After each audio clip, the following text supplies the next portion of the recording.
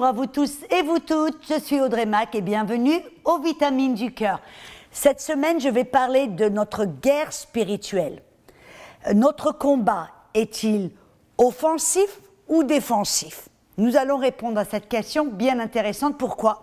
Parce que vous savez, il y a certaines doctrines qui circulent où nous devons nous battre contre l'ennemi pour amener des esprits du malin, pour détruire les dominations, les principautés, et aller dans le domaine de l'ennemi pour le poursuivre, le chasser et pour le détruire. Alors nous devons voir, est-ce que c'est biblique? Regardons, Paul nous en parle dans Éphésiens chapitre 6, en versets 11 et 12.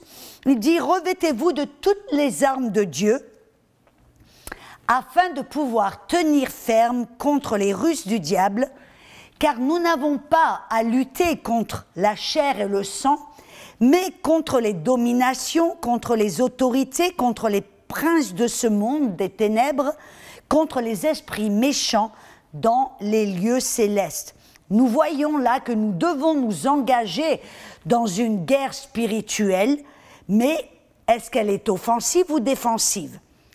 C'est intéressant que Paul nous dit de nous revêtir de l'armure de Dieu ou des armes de Dieu. Et c'est intéressant quand je regarde, Paul nous dit dans Éphésiens 6, verset 13, « Pourquoi prenez toutes les armes de Dieu afin de pouvoir résister dans le mauvais jour et tenir ferme après avoir tout surmonté. » Ça vous montre quelque chose là. Paul nous dit, hey, prenez toutes les armes. Il ne dit pas prenez toutes les armes pour aller vous battre contre les esprits du malin. Il dit non, prenez toutes les armes pour résister dans le jour mauvais. Qu'est-ce que ça veut dire? Ça veut dire quand vous êtes attaqué, là c'est le jour mauvais mes amis, quand vous êtes attaqué, toutes ces armes vont vous permettre de tenir bon, de tenir ferme, de résister contre toutes les ruses du diable et les attaques du malin. Et quand on regarde, vous savez, cette armure de Dieu que Dieu nous a donnée, amen, on note quelque chose d'important. Toutes les parties de cette armure, c'est pour nous protéger. Ce n'est pas offensif, c'est défensif. Exemple. La Bible nous montre que l'on doit prendre la ceinture de vérité. Vous savez que cette ceinture était faite pour tenir toute cette armure en place. Elle gardait toutes les parties de cette armure, elle les gardait en place. Après, il dit revêtez la cuirasse de la justice, c'est pour protéger tous les organes vitaux. Après, il dit, mettez pour chaussure à vos pieds le zèle que donne l'Évangile. Vous savez, cette armure romaine, leurs chaussures étaient si épaisses avec des clous. Pourquoi? Pour les maintenir fermes sur le sol. Alors que peut-être ils traversaient des chemins rocailleux, des montagnes ou instables, ça les tenait fermes. Amen. C'était ça, ces chaussures. Après, il nous dit, le bouclier de la foi. Pour faire quoi? Pour protéger amen, et éteindre tous les traits enflammés du malin, les flèches enflammées du malin. Qu'est-ce que c'est? Tous ces mensonges, ces stratégies du malin. Ce bouclier de la foi va les arrêter. Une fois de plus, c'est pour vous protéger, n'est-ce pas? Êtes-vous d'accord? Et après, bien sûr, il dit le casque du salut. Le casque, c'était fait pour quoi? Pour protéger la tête. Ce casque du salut va protéger nos pensées. Une fois de plus, c'était pour nous défendre. Ce n'est pas pour aller contre l'ennemi. Vous comprenez bien. Et bien sûr, je sais ce que vous pensez. Mais Audrey, la dernière partie de cette armure, c'est une arme offensive. Regardons d'un petit peu plus près. Il dit, l'épée de l'esprit. Vous dites, oui, l'épée, c'est pour se battre, c'est pour aller contre l'ennemi. Mais regardons un peu plus. Dans le grec, la parole épée, ça veut dire un grand couteau ou une petite épée. C'était pour un combat à proximité. Ça voulait dire, si l'ennemi s'approchait de vous, vous sortiez la petite épée ou le couteau et vous leur rentriez dans le ventre. Voyez un petit peu l'image. C'était un combat à proximité. C'était pas pour aller à la guerre. Et vous comprenez ce que je veux dire, j'espère. Amen. Et cette épée, la parole dit, c'est l'épée de l'esprit qui est la parole Réma de Dieu. C'est quand Dieu vous parle, tout d'un coup, cette parole que Dieu vous parle, ça devient une arme pour vous défendre contre les stratégies de l'ennemi. Vous savez, c'est ce que Jésus a fait. Quand il était attaqué par l'ennemi, Jésus n'est jamais allé contre le diable. Il n'est pas été, je vais aller attaquer le diable, non. Il était dans le désert, il a jeûné 40 jours et là le diable est venu pour l'attaquer, pour le tenter. Et qu'est-ce que Jésus a fait? Il s'est simplement défendu. Comment? Il est écrit. Il est écrit. C'était l'épée de la parole qui était une arme défensive contre l'ennemi et les astuces, les mensonges et la stratégie diabolique de l'ennemi. Amen. Alléluia.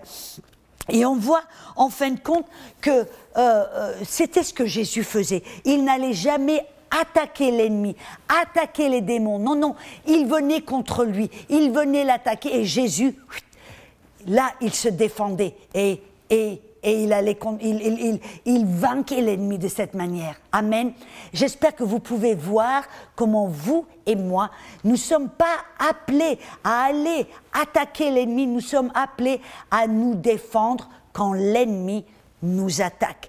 Et alors, quelle est notre guerre? Quelle est notre stratégie? Notre stratégie, c'est de prêcher l'évangile. Et je vous dis, quand vous prêchez l'évangile, l'ennemi va venir vous attaquer. Vous n'avez pas besoin d'aller dans son camp, il va venir pour vous attaquer. Et c'est pour ça, c'est exactement ce que Paul expliquait. Vous voyez, après avoir parlé de cette guerre spirituelle qui n'était pas contre la chair et le sang, mais contre les esprits du malin, amen, il nous montre que l'on doit, au jour mauvais, quand on est attaqué, résister, se tenir ferme contre les attaques de l'ennemi, amen, en se protégeant avec cette armure que Dieu nous a donnée, amen.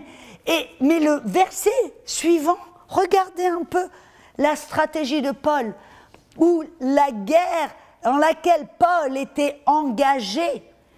Dans Éphésiens 6, versets 19 et 20, après d'avoir parlé de la guerre spirituelle, d'avoir parlé de l'armure spirituelle, d'avoir parlé de tenir ferme et de résister contre les astuces du diable, Paul dit « Priez pour moi, afin qu'il me soit donné, quand j'ouvre la bouche, de faire connaître hardiment et librement le mystère de l'Évangile, pour lequel je suis ambassadeur dans les chaînes, et que j'en parle avec assurance et hardiesse, comme je dois en parler. En d'autres mots, ce que Paul faisait, il prêchait l'Évangile partout où il allait.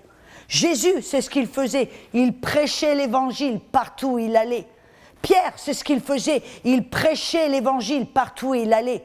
Vous ne les trouvez nulle part. Et jamais en train d'aller dans le camp, d'essayer de défaire les esprits du malin, de faire ceci d'aller à l'offensive. Non, ils étaient toujours en train de prêcher l'évangile, et alors là, l'ennemi venait les attaquer. Et quand l'ennemi les attaquait, Jésus les remettait à sa place. Paul, amen, se revêtait, avait l'armure de Dieu, et il se défendait des astuces, des stratégies du malin. Donc, pour répondre à cette question, notre combat et notre guerre, amen, n'est pas offensive. Nous ne sommes pas appelés à aller contre les esprits du malin, à les attaquer, à aller dans leur camp pour les attaquer. Nous sommes appelés à prêcher l'évangile, prêcher la bonne nouvelle, et quand on fait, je vous garantis, l'ennemi va venir vous trouver et vous attaquer. Mais là, la bonne nouvelle, c'est que nous avons des armes pour nous défendre.